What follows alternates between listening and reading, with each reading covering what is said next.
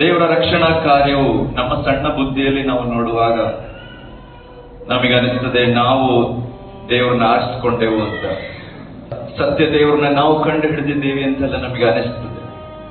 ಅದರಲ್ಲಿ ತಪ್ಪಿಲ್ಲ. ಆದರೆ ಪ್ರಾರಂಭದಲ್ಲಿ ನಮಗೆ ಹಾಗೆ ಅನಿಸ್ತದೆ.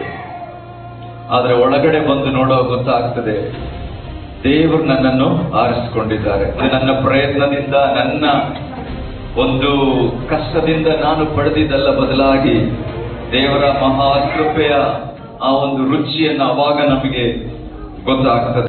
ಈ ಪತ್ರಿಕೆಯ ಪರಮ ಪ್ರಧಾನವಾಗಿರುವಂತಹ ವಿಚಾರ, ದೇವರು ನಮಗೆ ಕೊಟ್ಟಿರುವ ರಕ್ಷಣೆಯನ್ನ ಎಲ್ಲರೂ ಚೆನ್ನಾಗಿ ಅರಿತುಕೊಂಡು, ಎಷ್ಟರ ಮಟ್ಟಿಗೆ ನಾವು ರಕ್ಷಣೆ ಹೊಂದಿದ್ದೇವೆ ಅನ್ನೋದಕ್ಕಿಂತ ರಕ್ಷಣೆ ಹೊಂದಲಿಕ್ಕೆ ಯಾವ ಸಾಧ್ಯತೆಗಳೇ ಇರಲಿಲ್ಲ ಎಂಬುದು ನಮಗೆ ಅರ್ಥವಾಗುವಾಗ ಆತನನ್ನ ಹೆಚ್ಚು ಸ್ತುತಿಸಲು ಸಾಧ್ಯ.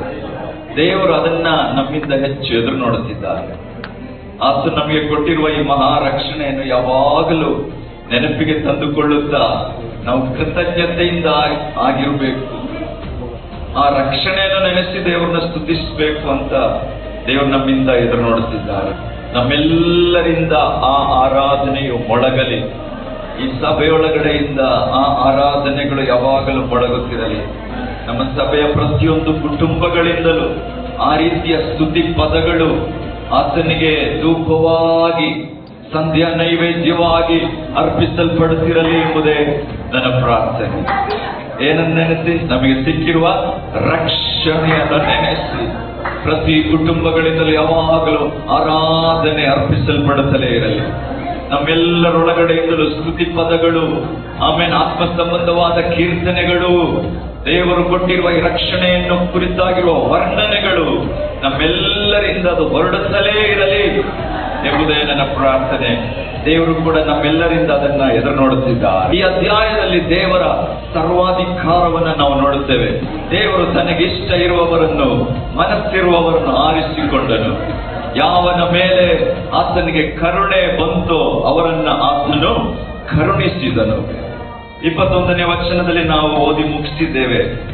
ಇವತ್ತು 22ನೇ ವಾಕ್ಯದಿಂದ ನಾವು ಕಲಿಲಿಕ್ಕಿದ್ದೇವೆ. ರೋಮಪುರದವರಿಗೆ ಬರೆದ ಪತ್ರಿಕೆ 9ನೇ ಅಧ್ಯಾಯದ 22ನೇ ವಾಕ್ಯವನ್ನು ನಾವು ಒಟ್ಟಾಗಿ ಸೇರಿ ಓದೋಣ. ಆದರೆ ದೇವರು ತನ್ನ ಕೋಪವನ್ನು ತೋರಿಸಿ ತನ್ನ ಶಕ್ತಿಯನ್ನು ಪ್ರಸಿದ್ಧಪಡಿಸಬೇಕೆಂದಿದ್ದರು. ಹಾಗೆ ಮಾಡದೆ ತನ್ನ ಕೋಪಕ್ಕೆ ಗುರಿಯಾದ ನಾಶನ ಪಾತ್ರರನ್ನು ಬಹು ಸೈರಣೆಯಿಂದ ಸೈರಿಸಿಕೊಂಡಿದ್ದಾರೆ. ಇಲ್ಲಿ ದೇವರ ಒಂದು ಒಳ್ಳೆಯ ಸ್ವಭಾವವನ್ನು ನಮಗೆ ನೋಡ್ಬೋದು. ಆಮೇಲೆ ದೇವರ ಸ್ವಭಾವ ಏನಲ್ಲಿ? ದೇವರು ತನ್ನ ಕೋಪವನ್ನು ತೋರಿಸಿ ತನ್ನ ಶಕ್ತಿಯನ್ನು ಪ್ರಸಿದ್ಧಿಪಡಿಸಬೇಕು ಅಂತ ಇದ್ರೂ ಕೂಡ ಹಾಗೆ ಮಾಡದೆ ತನ್ನ ಕೋಪಕ್ಕೆ ಗುರಿಯಾದ ನಾಶನ ಪಾತ್ರರನ್ನು ಬಹು ಸೈರಣೆಯಿಂದ, ತಾಳ್ಮೆಯಿಂದ ಸಹಿಸಿಕೊಂಡಿದ್ದಾನೆ. ಇದು ದೇವರ ಸ್ವಭಾವ ಅಲ್ವಾ? ದುಷ್ಟರನ್ನು ಒಂದೇ ಸಲ ಆತನು ನಾಶ ಮಾಡುತ್ತಾ ಇಲ್ಲ. ದೇವರ ಈ ಸ್ವಭಾವ ನಮಗೆ ಅನೇಕ ಸಲ ಅಡ್ಜಸ್ಟ್ ಆಗಲ್ಲ. ನಮ್ಮ ಸ್ವಭಾವ ಏನು? ನಮ್ಮ ವೈರಿಯನ್ನು ನಾವು ತಕ್ಷಣ ಆ ವೈರಿಯನ್ನು ಬೈಯುವುದಕ್ಕೂ ಎರಡು ಬಿಡುವುದಕ್ಕೂ ನೋಡ್ತೇವೆ ಅಲ್ವಾ?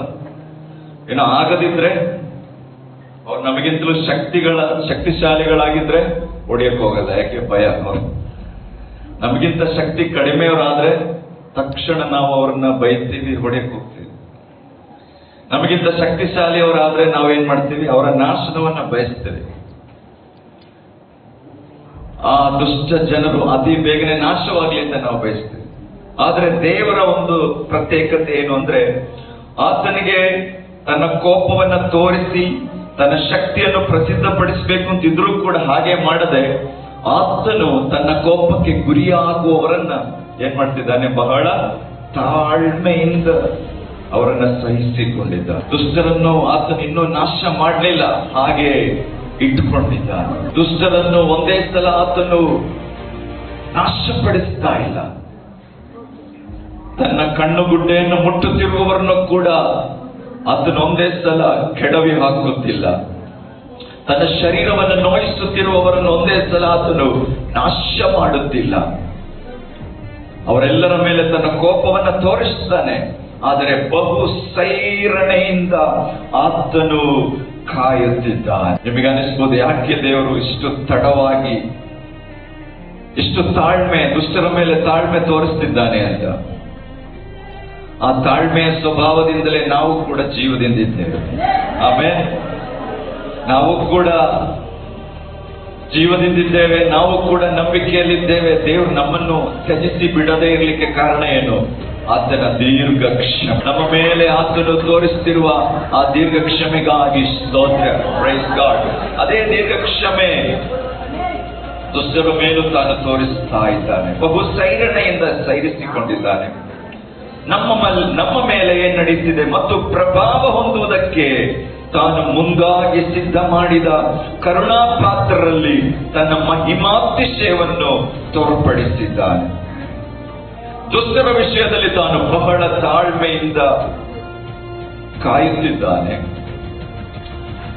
ನಾವಾದರೂ ಯಾರಾಗಿದ್ದೇವೆ? ನಾವು ಯಾರು? 23ನೇ ವಾಕ್ಯ ಹೇಳ್ತದೆ, ಪ್ರಭಾವವನ್ನು ಹೊಂದುವುದಕ್ಕೆ ಕರೆಯಲ್ಪಟ್ಟವರು. ಪ್ರಭಾವವನ್ನು ಹೊಂದುವುದಕ್ಕೆ ತಾನು ಮುಂದಾಗಿ ಸಿದ್ಧ ಮಾಡಿದ ಕರುಣಾಪಾತ್ರರು. ನಾವು ಯಾರು? ದೇವರ ಕರುಣಾಪಾತ್ರ. Price the lord. ಆತನ ಪ್ರಭಾವವನ್ನು ಹೊಂದತಕ್ಕಂಥವರು, ಆತನ ಕರುಣಾ ಪಾತ್ರರು. ಇದನ್ನೆಲ್ಲ ಧ್ಯಾನಿಸುವಾಗ ನಮಗೆ ಕಣ್ಣೀರು ಬರಬೇಕು. ನೀವು ಹೇಳ್ಬೋದು, ಇದು ಧ್ಯಾನಿಸುವಾಗ ನಮಗೆ ನಿದ್ದೆ ಬರ್ತಾ ಇದೆ.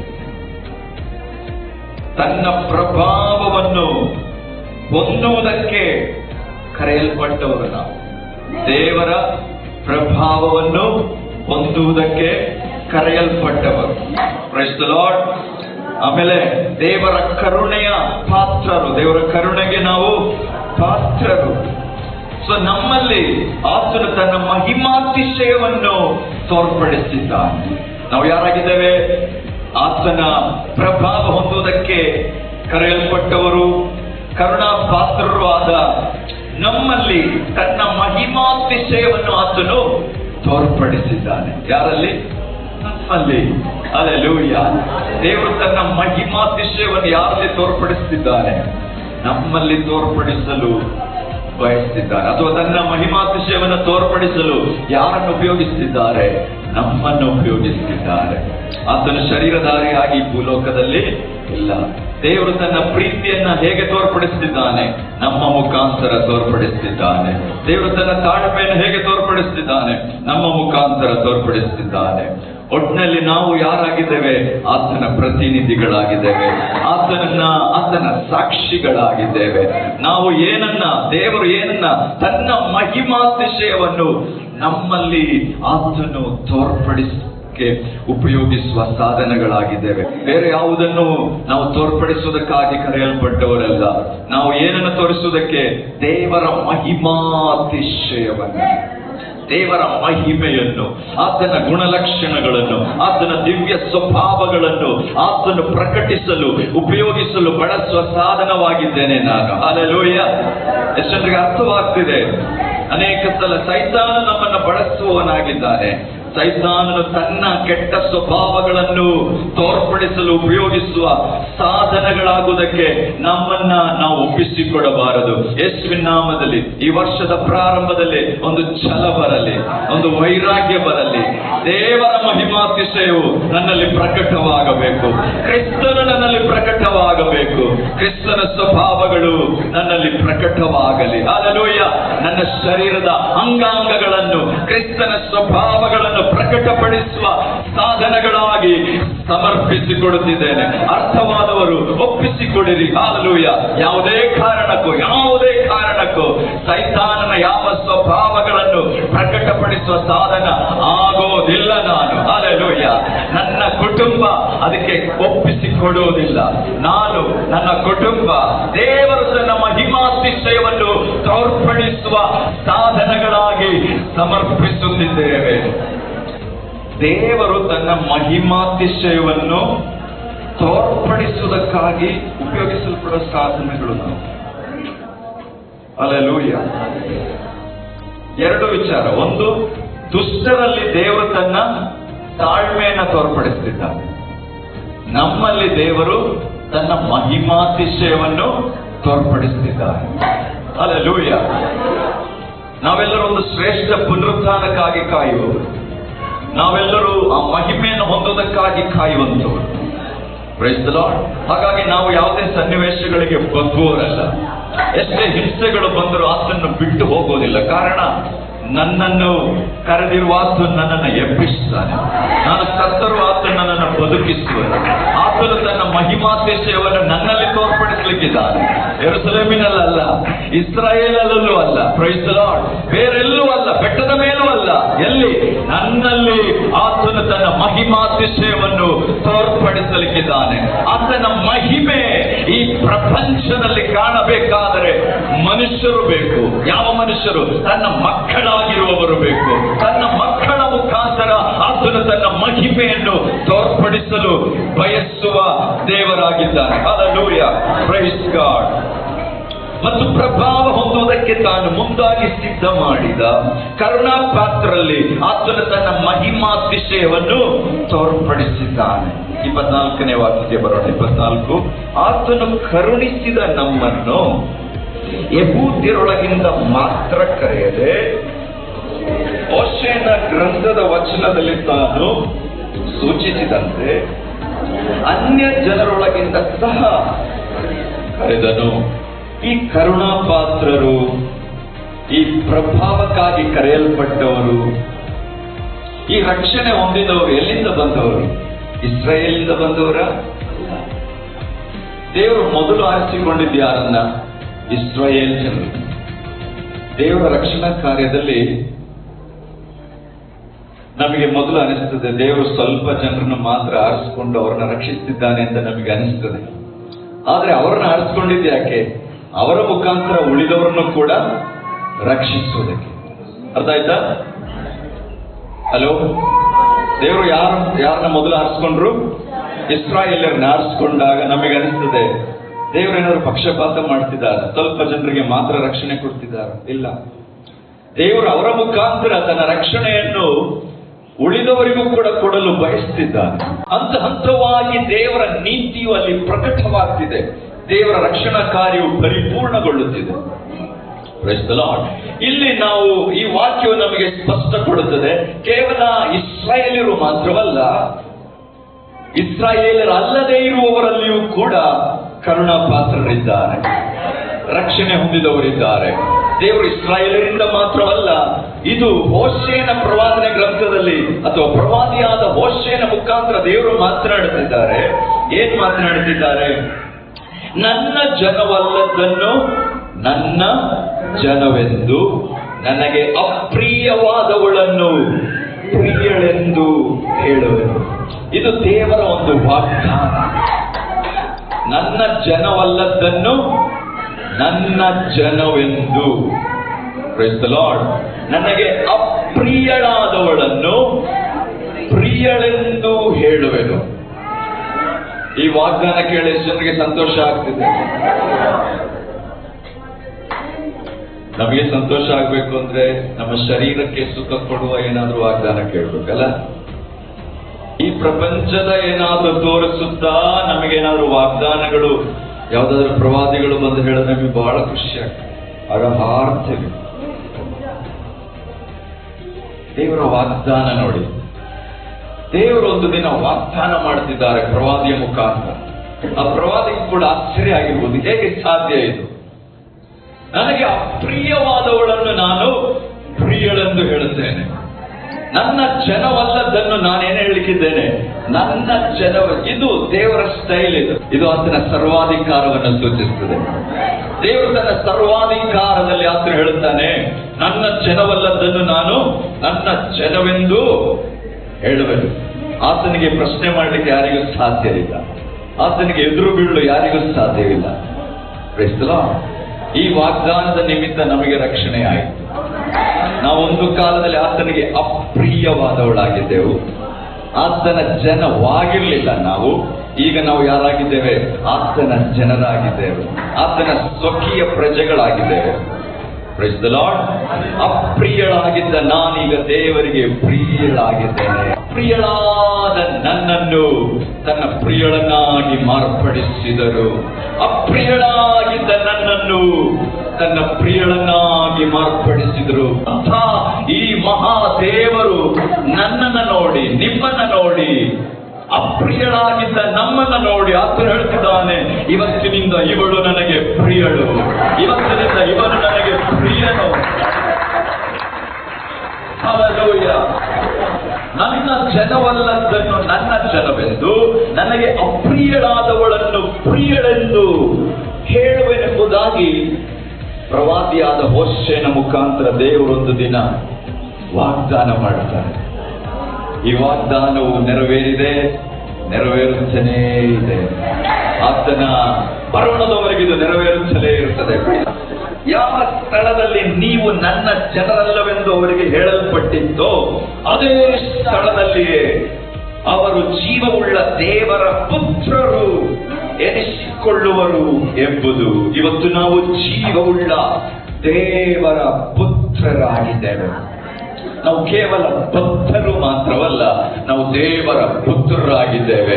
ಭಕ್ತರಾಗಿದ್ರೆ ಆಮೇಲೆ ಸ್ತೋತ್ರ, ಅಲ್ಲಿ ಸಿಕ್ಕುವ ಆಶೀರ್ವಾದಗಳಿಗೆ ತುಂಬಾ ಇತಿಮಿತಿಗಳಿದೆ. ಆದ್ರೆ ಪುತ್ರರಿಗೆ ಸಿಗುವ ಆಶೀರ್ವಾದಗಳಿಗೆ ಯಾವ ಇತಿಮಿತಿಗಳು ಇಲ್ಲ. ತಂದೆಯ ಆಸ್ತಿಗೆ ಇನ್ಯಾರಿಗೂ ಸೇರೋದಿಲ್ಲ, ಅದು ಯಾರಿಗೆ ಮಾತ್ರ ಸೇರುತ್ತೆ? ಪುತ್ರರಿಗೆ ಮಾತ್ರ ಸೇರುತ್ತೆ. ಇವತ್ತು ನಾವು ಪುತ್ರರಾಗಿದ್ದೇವೆ, ನಾವು ದೇವರ ಜನರಾಗಿದ್ದೇವೆ, ದೇವರಿಗೆ ಪ್ರಿಯರಾಗಿದ್ದೇವೆ, ದೇವರ ಪುತ್ರರಾಗಿದ್ದೇವೆ. ಹೇಗೆ ಸಿಕ್ಕಿದ್ದು? ದುಡ್ಡು ಕೊಟ್ಟು ಸಿಕ್ಕಿದಲ್ಲ. ಯಾರೆಲ್ಲ ಆತನನ್ನು ಅಂಗೀಕರಿಸಿದರು, ಅಂದರೆ ಆತನ ಹೆಸರಿನಲ್ಲಿ ನಂಬಿಕೆ ಇಟ್ಟರು, ಅವರೆಲ್ಲರಿಗೂ ದೇವರ ಪುತ್ರರಾಗುವ, ಮಕ್ಕಳಾಗುವ ಅಧಿಕಾರವು ಸಿಕ್ಕಿತ್ತು. ಇವತ್ತು ನಾವು ದೇವರ ಪುತ್ರರು ಎನಿಸಿಕೊಂಡವರು. ಲೋಕದ ಎದುರುಗಡೆ ನಾವು ಬಲಹೀನರಾಗಿ ಕಾಣಿಸಬಹುದು, ಹೇಡಿಗಳಾಗಿ ಕಾಣಿಸ್ತಿರ್ಬೋದು. Praise the lord. ಆದರೆ ದೇವರ ಎಣಿಕೆಯಲ್ಲಿ ನಾವು ಆತನ ಪುತ್ರರಾಗಿದ್ದೇವೆ. ದೇವರ ಎಣಿಕೆಯಲ್ಲಿ ನಾವು ಯಾರಾಗಿದ್ದೇವೆ? ದೈವ ಪುತ್ರರಾಗಿದ್ದೇವೆ. ಇದಲ್ಲದೆ ಯೆಶಾಯನು ಇಸ್ರಾಯೇಲ್ ಜನರ ವಿಷಯದಲ್ಲಿ ಕರ್ತನು ಈ ದೇಶದವರ ವಿಷಯ ಪೂರ್ಣವಾಗಿಯೂ ತೀವ್ರವಾಗಿಯೂ ಲೆಕ್ಕವನ್ನು ತೀರಿಸುವನಾದ್ದರಿಂದ ಇಸ್ರಾಯೇಲ್ಯರ ಸಂಖ್ಯೆಯು ಸಮುದ್ರದ ಉಸುಬಿನಂತೆ ಅಸಂಖ್ಯವಾಗಿದ್ದರು, ಅವರಲ್ಲಿ ಒಂದು ಅಂಶ ಮಾತ್ರ ರಕ್ಷಣೆ ಹೊಂದುವುದೆಂದು ಕೂಗಿ ಹೇಳುತ್ತಾನೆ. Praise the Lord. ಇದು ಕೇಳುವಾಗ ನಮಗೆ ದುಃಖ ಆಗ್ಬೋದು. ದೇವರು ಮಾತನಾಡ್ತಿದ್ದಾರೆ, ನಾನು ಆರಿಸಿಕೊಂಡ ನನ್ನ ಜನಾಂಗ, ಅವರ ಸಂಖ್ಯೆಯು ಸಮುದ್ರದ ಉಸುಬಿನಂತೆ ಅಸಂಖ್ಯವಾಗಿದ್ರು ಕೂಡ, ಪ್ರೈಸ್ ದಿ ಲಾರ್ಡ್, ಅವರಲ್ಲಿ ಒಂದು ಅಂಶ ಮಾತ್ರ ರಕ್ಷಣೆ ಹೊಂದುವರು. ಎಷ್ಟು? ಒಂದು ಅಂಶ. ನಾನು ಕಳೆದ ಆಚೆವಾರವೇ ಹೇಳಿದೆ, ಇಸ್ರಾಯೇಲ್ಯರ ಈ ಚರಿತ್ರೆ ನಮ್ಗೆ ಆಗ್ಬೇಕು. ಇಸ್ರಾಯೇಲ್ಯರ ವಿಷಯ ಯಾಕೆ ಸತ್ಯವೇದದಲ್ಲಿ ಬರೆಯಲ್ಪಟ್ಟಿದೆ? ಅದು ನಮಗೆ ನಿದರ್ಶನಗಳಾಗಿವೆ, ಅದು ನಮಗೆ ಎಚ್ಚರಿಕೆಯ ಗಂಟೆಗಳಾಗಿದೆ. ಎಲ್ಲರೂ ತನ್ನ ಕಡೆಗೆ ತಿರುಗಬೇಕೆಂಬುದೇ ಆತನ ಉದ್ದೇಶ, ಇಷ್ಟ. ಆದರೆ ದೇವರೆಲ್ಲರಿಗೂ ಆಯ್ಕೆ ಮಾಡಲು ಅವಕಾಶ ಕೊಡ್ತಾರೆ. ನಂಬುವವನಿಗೆ ಮಾತ್ರ, ಕುಮಾರನಾದ ಯೇಸು ಕ್ರಿಸ್ತನ ಮೇಲೆ ನಂಬಿಕೆ ಇಡುವವರಿಗೆ ಮಾತ್ರ ಈ ರಕ್ಷಣೆಯು ಲಭ್ಯವಿದೆ.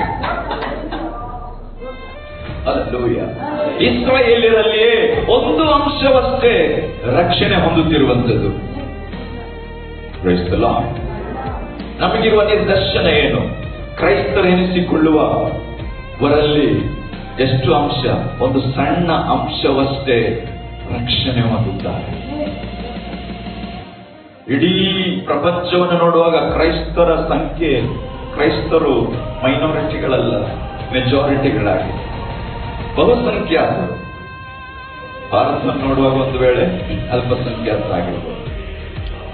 ಆದರೆ ಇಡೀ ಪ್ರಪಂಚವನ್ನು ನೋಡುವಾಗ ಕ್ರೈಸ್ತರು ಬಹುಸಂಖ್ಯಾತರು. ಆದರೆ ಅದರಲ್ಲಿ ಒಂದು ಅಂಶವಷ್ಟೇ ರಕ್ಷಣೆ ಹೊಂದುವರು. ಹಲ್ಲೆಲೂಯ. ಅದು ದೇವರ ತಪ್ಪಲ್ಲ. ಇಲ್ಲಿಯೂ ಕೂಡ ಅದು ಅದು ದೇವರ ತಪ್ಪಲ್ಲ, ಇಸ್ರಾಯೇಲ್ಯರ ತಪ್ಪು ಎಂಬುದನ್ನು ಪೌಲನು ಅಲ್ಲಿ ಸಾಬೀತುಪಡಿಸುತ್ತಿದ್ದಾನೆ. ಯಾಕೆ ಎಂಬುದು ನಮಗೆ ಮುಂದಕ್ಕೆ ಕ್ಲಿಯರ್ ಆಗುತ್ತೆ. Praise the Lord. ಒಂದು ಅಂಶವಷ್ಟೇ ರಕ್ಷಣೆ ಹೊಂದುವಂಥದ್ದು. ಯಾಕೆಂದ್ರೆ ಅದೇ ಅಭಿಪ್ರಾಯದಿಂದ ಯೆಶಾಯನ ಮತ್ತೊಂದು ವಚನದಲ್ಲಿ ಸೇನಾಧೀಶ್ವರನಾದ ಕರ್ತನು ನಮಗೆ ಸಂತಾನವನ್ನ ಉಳಿಸದೆ ಹೋಗಿದ್ರೆ ಸೋದೋಮಿನ ಗತಿಯೇ ನಮಗಾಗುತ್ತಿತ್ತು, ಗೋಮೋರದ ದುರ್ದಶೆಯೇ ಸಂಭವಿಸುತ್ತಿತ್ತು ಎಂದು ಹೇಳುತ್ತಾನೆ. ಫಸ್ಟ್ ಒಂದು ಅಂಶವಷ್ಟೇ ರಕ್ಷಣೆ ಹೊಂದುತ್ತದೆ ಅಂತ ಹೇಳುವಾಗ ಭಯ ಆಗ್ತದೆ. ಆದ್ರೆ ಯೆಶಾಯನ ಕ್ಲಾರಿಟಿ ಕೊಡ್ತಿದ್ದಾನೆ. ದೇವರು ಸೊದೋಮ್ ಗೋಮರಕ್ಕೆ ಮಾಡಿದ ಹಾಗೆ ನಮ್ಮೊಟ್ಟಿಗೆ ಮಾಡಿದ್ರೆ ಆ ಒಂದು ಅಂಶವೂ ಕೂಡ ರಕ್ಷಣೆ ಹೊಂದುತ್ತಿರಲಿಲ್ಲ. ಸೊದೋಮ್ ಗೋಮರದಲ್ಲಿ ಏನ್ ನಡೆಯಿತು? ಒಂದು ಅಂಶ ಹೋಗಿ ಒಂದು ನರ ಪೀಡೆಯನ್ನು ದೇವರು ಉಳಿಸಲಿಲ್ಲ. ಸೊದೋಮ್ ಗೋಮರದ ವಿಷಯದಲ್ಲಿ ದೇವರು ಸೈರಣೆಯಿಂದ ಕಾಯಲಿಲ್ಲ. ಅದನ್ನು ತಕ್ಷಣವೇ ಬೆಂಕಿ ಇಳಿಸಿ ಸೊದೋಮ್ ಗೋಮರವನ್ನ ಸುಟ್ಟು ಹಾಕಿದನು. ಈಗ ಯೆಶಾಯ ಹೇಳುತ್ತಿದ್ದಾನೆ, ಸತ್ಯ ಸೊದೋಮ್ ಗೋಮರದೊಟ್ಟಿಗೆ ಹೇಗೆ ದೇವರು ವರ್ತಿಸಿದನೋ ಅದೇ ರೀತಿ ನಮ್ಮೊಂದಿಗೆ ಅದನ್ನು ವರ್ತಿಸಲಿಲ್ಲ. ಒಂದು ಅಂಶಕ್ಕಾದರೂ ರಕ್ಷಣೆ ಇದೆಯಾ? ಸೇನಾಧೀಶ್ವರನಾದ ಕರ್ತನು ನಮಗೆ ಸಂತಾನವನ್ನ ಉಳಿಸದೆ ಹೋಗಿದ್ದರೆ ಅದರ ಇನ್ನೊಂದು ಅರ್ಥ, ಆ ಸಂತಾನ ಅನ್ನುವಂಥದ್ದು ಯೇಸು ಕ್ರಿಸ್ತನನ್ನ ಸೂಚಿಸುತ್ತದೆ. Price the lord. ಕನ್ನಿಕೆಯು ಗರ್ಭ ಧರಿಸಿ ಒಂದು ಮಗುವನ್ನು ಪಡೆಯುವಳು. ಆಗ ಕ್ರಿಸ್ತನನ್ನ ಕಳುಹಿಸಿಕೊಟ್ಟದ್ದರಿಂದ ಸೊದೋಮಿನ ಗತಿ ನಮಗೆ ಬರಲಿಲ್ಲ. Price the lord. ಯೇಸು ಕ್ರಿಸ್ತನು ಬಂದು ನಮಗೋಸ್ಕರ ಯಜ್ಞವಾದುದರಿಂದ ಸೊದೋಮಿನ ಗತಿ ನಮಗೆ ಬರಲಿಲ್ಲ. ಯೇಸು ಕ್ರಿಸ್ತನು ನಮಗೋಸ್ಕರ ಅನುಭವಿಸಿದ ಎಲ್ಲ ಶ್ರಮೆಗಳಿಗಾಗಿ ಕರ್ತನಿಗೆ ಸ್ತೋತ್ರ. ನಮಗೋಸ್ಕರ ಆತನು ಯಜ್ಞವಾದ್ದರಿಂದ ಸೊದೋಮಿನ ಗತಿ ನಮಗೆ ಬರಲಿಲ್ಲ. ಆಗ ಒಂದು ಅಂಶವಷ್ಟೇ ರಕ್ಷಣೆ ಹೊಂದಲು ಸಾಧ್ಯ. ಗಮನಿಸಿ, ಇದು ದೇವರ ಸರ್ವಾಧಿಕಾರ ಅಲ್ವಾ? ರಕ್ಷಣೆಯ ವಿಷಯದಲ್ಲಿ ದೇವರ ಸರ್ವಾಧಿಕಾರವನ್ನು ಸೂಚಿಸುವ ವಿಷಯ.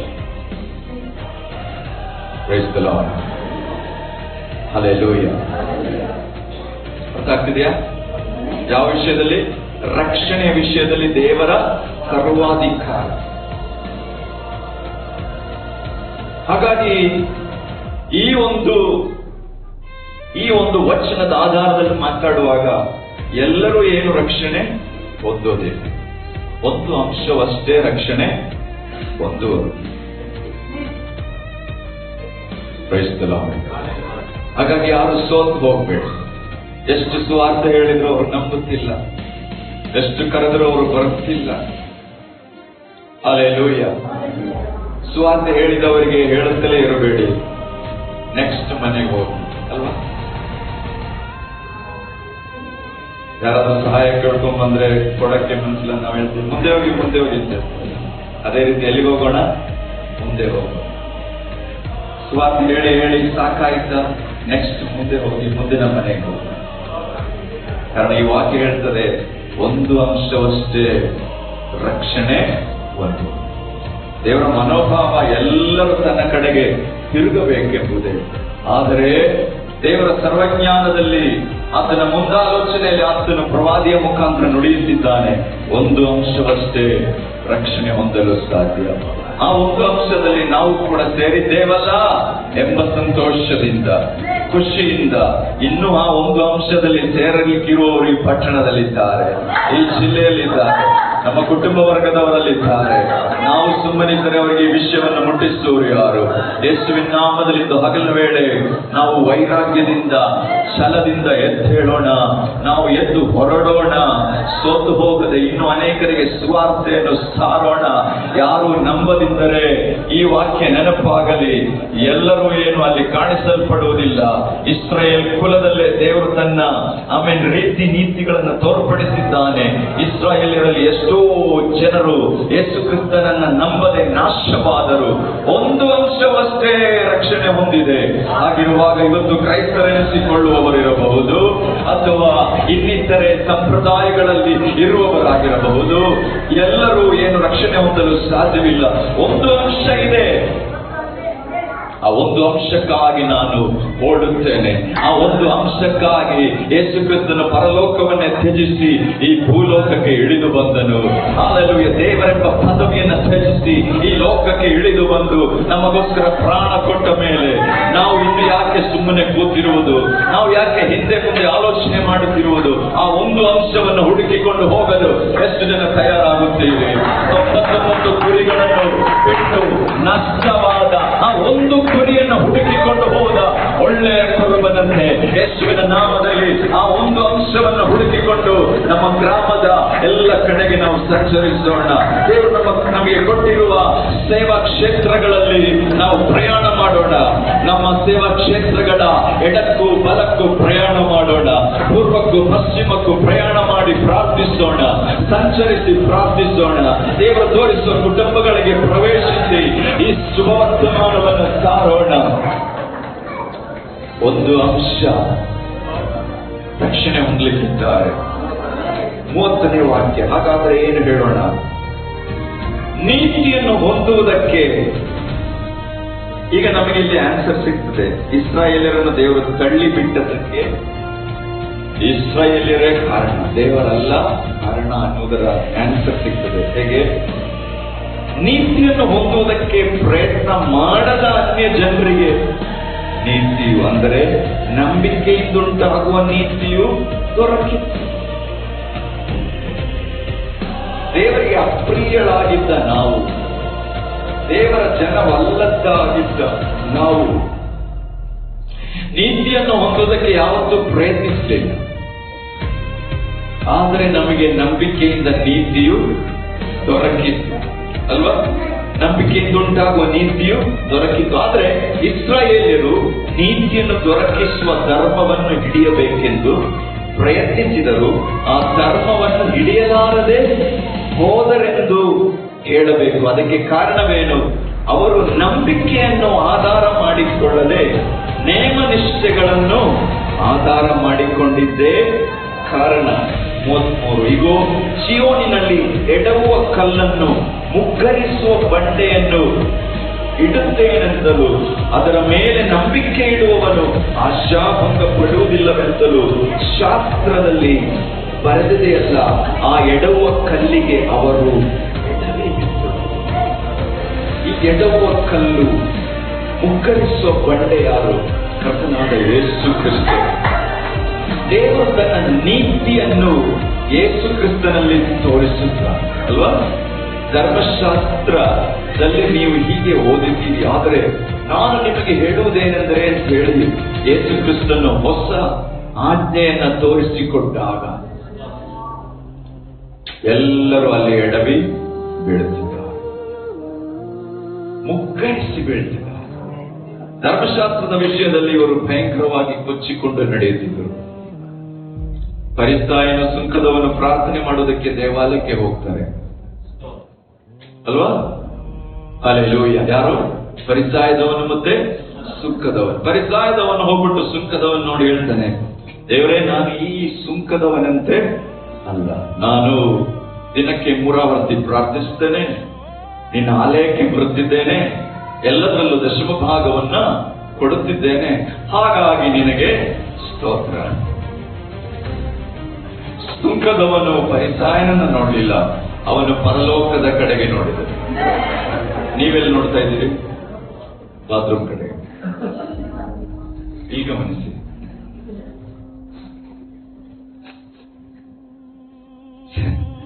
ಸುಂಕದವನು ಪರಲೋಕದ ಕಡೆಗೆ ನೋಡಿದನು. ಅವನು ಹೇಳುತ್ತಾನೆ, ದೇವರೇ, ನಾನು ಪರಲೋಕದ ಕಡೆಗೆ ನೋಡುವುದನ್ನು ಕೂಡ ನಾನು ದುಃಖಿ. ದೇವರು ಫರಿಸಾಯನ ಪ್ರಾರ್ಥನೆಯನ್ನು ತಿರಸ್ಕರಿಸಿದನು, ಸುಂಕದವನ ಪ್ರಾರ್ಥನೆಯನ್ನು ಅಂಗೀಕರಿಸಿ ನೀತಿಯನ್ನು ಅವನಿಗೆ ದಾನವಾಗಿ ಕೊಟ್ಟರು. ಹಲ್ಲೆಲೂಯಾ. ಇದು ಹಗಲ ವೇಳೆ ಕರ್ತನಿಗೆ ನಾವು ಸ್ತೋತ್ರ ಸಲ್ಲಿಸೋಣ. ನಾವು ಯಾರು ದೇವರ ಜನವಾಗಿರಲಿಲ್ಲ, ನಾವು ಯಾರು ಇಸ್ರಾಯೇಲರಾಗಿ ಹುಟ್ಟಲಿಲ್ಲ, ಅನ್ಯ ಜನರಾಗಿದ್ವಿ. ಆದರೆ ನಂಬಿಕೆಯಿಂದ ನಮಗೆ ಸಿಕ್ಕಿತ್ತು, ನೀತಿಯು ದೊರಕಿತ್ತು. ದೇವರು ಇಟ್ಟಂತಹ ಆ ಒಂದು ಕಂಡೀಷನ್, ಹಲ್ಲೆಲೂಯಾ, ದೇವರು ಯೇಸು ಕ್ರಿಸ್ತನ ಮುಖಾಂತರ ದೇವರ ನೀತಿಯನ್ನು ತೋರ್ಪಡಿಸಿದಾಗ ಇಸ್ರಾಯೇಲ್ಯರು ಅದಕ್ಕೆ ಮುಗ್ಗರಿಸಿ ಬಿದ್ದರು. ಅವರಿಗೆ ಆತನ ಮೇಲೆ ನಂಬಿಕೆ ಇಡಲು ಇಷ್ಟವಾಗಿಲ್ಲ. ಯೇಸು ಕ್ರಿಸ್ತನನ್ನು ಇಸ್ರಾಯೇಲ್ಯರು ನಂಬಲಿಲ್ಲ, ದೇವರ ಕುಮಾರನೆಂದು ನಂಬಲಿಲ್ಲ. ಅವರು ನಂಬದೇ ಇದ್ದುದರಿಂದ ಅವರಿಗೆ ರಕ್ಷಣೆ ಆಗಲಿಲ್ಲ. ಆದ್ರೆ ಯಾರೆಲ್ಲ ಯೇಸು ಕ್ರಿಸ್ತನ ಮೇಲೆ ನಂಬಿಕೆ ಇಟ್ಟರೋ, ದೇವರು ಲೋಕದ ಮೇಲೆ ಎಷ್ಟೋ ಪ್ರೀತಿಯನ್ನಿಟ್ಟು, ಎಲ್ಲಮೋರೆ ದೇವರು ಲೋಕದ ಮೇಲೆ ಎಷ್ಟೋ ಪ್ರೀತಿಯನ್ನಿಟ್ಟು ತನ್ನ ಒಬ್ಬನೇ ಮಗನನ್ನು ಕೊಟ್ಟನು. ಆತನನ್ನು ನಂಬುವ ಒಬ್ಬನಾದರೂ ನಾಶವಾಗುವುದಿಲ್ಲ. ಆತನು ಎಡವುವ ಕಲ್ಲಾಗಿ, ಮುಗ್ಗರಿಸುವ ಬಂಡೆಯಾಗಿ ಕಾಣಿಸಿಕೊಂಡರೂ ಕೂಡ ಯಾರೆಲ್ಲ ಬಂಡೆ ಮೇಲೆ ನಂಬಿಕೆ ಇಡುತ್ತಾರೋ ಅವರು ರಕ್ಷಣೆ ಹೊಂದುವರು ಎಂಬ ಒಂದು ವಿಧಿಯನ್ನು, ಎಂಬ ಒಂದು ಸ್ತೋತ್ರ, ಏನ್ ಹೇಳೋದು, ಅದಕ್ಕೆ ನಿಯಮವನ್ನು ಯೇಸು ಕ್ರಿಸ್ತನು ಇಟ್ಟದ್ದರಿಂದ ನಮಗೆ ರಕ್ಷಣೆ ಆಯಿತು. ಹಲ್ಲೆಲೂಯಾ, ನಮಗೇನಾಯಿತು? ರಕ್ಷಣೆ ಆಯಿತು. ಇದು ಹಗಲ ವೇಳೆ ಯಾವುದಾದ್ರೂ ಬಯಸ್ತಾ ಇರೋ ಸ್ವಭಾವಗಳು ನಮ್ಮಲ್ಲಿರುವುದಾದ್ರೆ ನಾವು ಅದನ್ನ ಕಂಪ್ಲೀಟ್ ಆಗಿ ಅಲ್ಲಿಂದ ಅದನ್ನ ನಾವು ತ್ಯಜಿಸಿ ಬಿಡಬೇಕು. ಅದು ನಮ್ಮನ್ನ ದೇವರಾಜ್ಯದಿಂದ ಹೊರಗೆ ನಡೆಸಲು ಶಕ್ತಿ ಉಳ್ಳಷ್ಟು ತಪ್ಪಾದ ವಿಚಾರವಾಗಿದೆ. ಹಲ್ಲೆಲೂಯಾ, ಇದು ಹಗಲ ವೇಳೆ ನಾವು ಯಾರನ್ನು ನೋಡುವುದು ಬೇಡ, ಯಾರನ್ನು ನೋಡಿ ದೇವರನ್ನು ಸ್ತುತಿಸುವುದು ಬೇಡ. ದೇವರನ್ನು ನೋಡುತ್ತಾ ನನ್ನ ಜನವಲ್ಲದನ್ನು ನನ್ನ ಜನವೆಂದು, ನನಗೆ ಅಪ್ರಿಯವಾದವಳನ್ನು ಪ್ರಿಯಳೆಂದು ಕರೆದ ದೇವರೇ ನಿನಗೆ ಸ್ತೋತ್ರ ಎಂಬುದಾಗಿ ಬೇಡೋಣ. ನಾವು ನೋಡುವಾಗ ನಮಗಿಂತ ಅನೇಕರು ಪ್ರಾರ್ಥನೆ ಮಾಡುತ್ತಿರಬಹುದು ಅಥವಾ ಮಾಡದೇ ಇರಬಹುದು. ನಮಗಿಂತ ಅನೇಕರು ಆತ್ಮಿಕತೆಯಲ್ಲಿ ಕೆಳಗಡೆ ಇರಬಹುದು, ಮೇಲೆ ಇರಬಹುದು. ನಮಗೆ ಅವರ ಅವಶ್ಯ ಬೇಡ. ಸ್ವಲ್ಪ ಸ್ವನೀತಿ ನಮ್ಮನ್ನು ಆವರಿಸಿಕೊಳ್ಳದೇ ಇರಲಿ. ಯೇಸುವಿನ ನಾಮದಲ್ಲಿ ಯಾವಾಗಲೂ ಆತನನ್ನ ನೋಡುವಾಗ, ಯಾರನ್ನ ನೋಡುವಾಗ? ಯೇಸು ಕ್ರಿಸ್ತನನ್ನ ನೋಡುವಾಗ, ಯೇಸು ಕ್ರಿಸ್ತನ ನೀತಿಯನ್ನು ನೋಡುವಾಗ ಎಲ್ಲರೂ ಒಂದೇ ರೀತಿ ಬಲಹೀನರಾಗಿದ್ದಾರೆ. ನಾವೆಲ್ಲರೂ ಮುಗ್ಗರಿಸಿ ಬೀಳುತ್ತೇವೆ. ಆದ್ರೆ ಮುಗ್ಗರಿಸಿ ಬೀಳುವಾಗ ನಮ್ಮೊಳಗಡೆ ಒಂದು ನಂಬಿಕೆ, ಯೇಸುವೆ ನೀನು ನನ್ನಲ್ಲಿ ಜೀವಿಸುತ್ತಿರುವುದಕ್ಕಾಗಿ, ನನ್ನ ಬಲದಿಂದಲ್ಲ ನಿನ್ನ ನೀತಿಯಿಂದ ನಾನು ಜೀವಿಸುತ್ತಿದ್ದೇನೆ, ನಿನ್ನ ಮೇಲಿನ ನಂಬಿಕೆಯಿಂದ ನಾನು ಜೀವಿಸುತ್ತಿದ್ದೇನೆ, ನೀನು ನನ್ನಲ್ಲಿ ವಾಸ ಮಾಡು. ಮುರಿದ ಮನಸ್ಸುಳ್ಳವರಿಗೆ ಯೆಹೋವನ ನೆರವಾಗುತ್ತಾನೆ. Praise God. ಪ್ರತಿ ಸಲ ದೇವರ ಸಮ್ಮುಖದಲ್ಲಿ ಬರುವಾಗ ನಾವು ನಿಶ್ಶಬ್ದರು, ನಮಗೇನು ಹೇಳಲಿಕ್ಕಾಗಲ್ಲ. ನಮಗೊಂದು ಮಾತು ಹೇಳಬಹುದು, ದೇವರೇ ನೀನು ಬಹಳ ಕರುಣಾಮಯನು, ನೀನು ಪ್ರೀತಿ ಸ್ವರೂಪಿ, ನೀನು ದಯಾಳುವಾದ ದೇವರು. ನನ್ನನ್ನು ನೀನು ಸೇರಿಸಿಕೊಂಡೇ ಅಲ್ಲ, ಅಪ್ರಿಯಳಾಗಿದ್ದ ನನ್ನನ್ನು ನೀನು ಪ್ರಿಯಳೆಂದು ನೀನು ಸೇರಿಸಿಕೊಂಡೇ ಅಲ್ಲ. Price the lord. ಯೇಸು ಕ್ರಿಸ್ತನ ಮೇಲೆ ನಂಬಿಕೆ ಇಡುವ ಪ್ರತಿಯೊಬ್ಬರು ರಕ್ಷಣೆ ಹೊಂದುತ್ತಾರೆ. ಅವರು ದೇವರ ಮಕ್ಕಳಾಗಿ ಮಾರ್ಪಡುತ್ತಾರೆ. ಇದು ಹಗಲ ವೇಳೆ ನಾವು ನಂಬೋಣ, ನನ್ನಲ್ಲಿ ಕ್ರಿಸ್ತನು ವಾಸವಾಗಿದ್ದಾನೆ. Praise the lord. ಹಲ್ಲೆಲೂಯಾ. ಯೇಸು ಕ್ರಿಸ್ತನನ್ನು ಸ್ವಂತ ರಕ್ಷಕರನ್ನಾಗಿಯೂ ಕರ್ತನನ್ನಾಗಿ ಸ್ವೀಕರಿಸುವ ಸೌಭಾಗ್ಯ ನಮಗೆ ಸಿಕ್ಕಿದ್ದಕ್ಕಾಗಿ ದೇವರಿಗೆ ಸ್ತೋತ್ರ. ಯೇಸುವೇ ನನ್ನ ಕರ್ತನು, ಯೇಸುವೇ ನನ್ನ ಕರ್ತನೆಂಬುದಾಗಿ ಜೋರಾಗಿ ಹೇಳೋಣ. ಯೇಸುವೇ ನನ್ನ ಕರ್ತನು, ಯೇಸುವೇ ನನ್ನ ಕರ್ತನು, ನನ್ನ ರಾಜನು, ನನ್ನ ಒಡೆಯನು, ನನ್ನ ರಕ್ಷಕನು, ನನ್ನ ಸರ್ವಸ್ಸು. ಆತನನ್ನು ನಂಬಿರುವುದರಿಂದ ನನಗೆ ರಕ್ಷಣೆಯು ದೊರಕಿತು. ಇಸ್ರಾಯೇಲರಿಗೆ ಯೇಸು ಕ್ರಿಸ್ತನ ಮೇಲೆ ನಂಬಿಕೆ ಇಡಲು ಸಾಧ್ಯವಾಗಿಲ್ಲ. ಬಹಳ ಸಂಶಯಪಟ್ಟರು, ಆತನಿಗೆ ವಿರೋಧವಾಗಿ ಪ್ರಶ್ನೆಗಳನ್ನು ಹಾಕಿದರು, ಆತನನ್ನು ತ್ಯಜಿಸಿ ಬಿಟ್ಟರು. ಹಾಗಾಗಿ ಅವರು ಅಲ್ಲಿ ಮುಗ್ಗರಿಸಿ ಬೀಳುತ್ತಿದ್ದಾರೆ. ದೇವರಾಜ್ಯದಿಂದ ಹೊರಗು, ಪರಿಸಾಯ ದೇವರಾಜ್ಯದಿಂದ ಹೊರಗೋದ ಸುಂಕದ ಒಳಗಡೆ ಒಂದು ಅಂಶವಷ್ಟೇ ರಕ್ಷಣೆ ಹೊಂದುವರು. ಈ ಕಡೆಯ ಕಾಲದಲ್ಲಿ ಅನೇಕರು ಹೊರಗೋಗ್ತಿದ್ದಾರೆ, ದೇವರಾಜ್ಯದಿಂದ ಹೊರಗೆ ಬೀಳುತ್ತಿದ್ದಾರೆ. ಅಲ್ಲೆಲ್ಲೂಯ್ಯ. ನಾವು ದೇವರಾಜ್ಯದ ಒಳಗಡೆ ಇರುವವರಾಗೋಣ, ಎಲ್ಲ ದಿನ ಆತನನ್ನು ಸ್ತುತಿಸುವರಾಗೋಣ. ಈ ಸರ್ವಾಧಿಕಾರಿಯಾದ ದೇವರು ತನಗೆ ಮನಸ್ಸು ಬಂದವರನ್ನು ರಕ್ಷಿಸುತ್ತಾ, ತನಗೆ ಕರುಣೆ ತೋರಬೇಕು ಎಂಬುದಾಗಿ ಅನಿಸಿಕೊಂಡವರ ಮೇಲೆ ಕರುಣೆ ತೋರಿಸುತ್ತಿರುವಂತ ಈ ಸರ್ವಾಧಿಕಾರಿಯಾದ ದೇವರ ಎಣಿಕೆಯಲ್ಲಿ ಆಮೆನ್, ಸ್ತೋತ್ರ. ಆತನ ರಕ್ಷಣಾ ಕಾರ್ಯವು ನನ್ನ ಮೇಲೆ ತೋರಿಸಬೇಕೆಂದು ಆತನಿಗೆ ಅನಿಸಿದ್ದಕ್ಕಾಗಿ ದೇವರಿಗೆ ಸ್ತೋತ್ರ. ತಾವೆಂದು ಹೇಳುತ್ತಾನೆ, ದೇವರು ಮಾಡಿರುವ ಈ ಮಹಾ ಉಪಕಾರಕ್ಕೆ ಬದಲೇನು ನಾನು ಕೊಡಲಿ? ಏನು ಕೊಡಬಹುದು? ತಾವಿದನ್ನು ಹೇಳ್ತಾನೆ, ರಕ್ಷಣಾ ಪಾತ್ರೆಯನ್ನು ತೆಗೆದು ಆತನ ನಾಮವನ್ನು ಪ್ರಖ್ಯಾತಿಪಡಿಸಿ. ಪ್ರತಿ ದಿನ ದೇವರು ಕೊಟ್ಟಿರುವ ಈ ರಕ್ಷಣೆಯನ್ನು ನೆನೆಸಿ ದೇವರಿಗೆ ಸ್ತೋತ್ರ ಸಲ್ಲಿಸಬಹುದು. ಹಲ್ಲೆಲೂಯಾ. ಪ್ರತಿ ದಿನ ಅದನ್ನು ನಾವು ಆರಾಧಿಸುವರಾಗೋಣ. ಈ ರಕ್ಷಣೆಯನ್ನು ವರ್ಣಿಸುತ್ತಾ ಆತನಿಗೆ ಕೀರ್ತನೆಯನ್ನು ಹೇಳುವರಾಗೋಣ. ಈ ರಕ್ಷಣೆಯನ್ನು ಅನೇಕರಿಗೆ ಸಾರಿ ಹೇಳುವಂತೆ ದೇವರು ನಮಗೆ ಸಹಾಯ ಮಾಡಲಿ. ಈ 9ನೇ ಅಧ್ಯಾಯಕ್ಕಾಗಿ ದೇವರಿಗೆ ಸ್ತೋತ್ರ ಮಾಡೋಣ.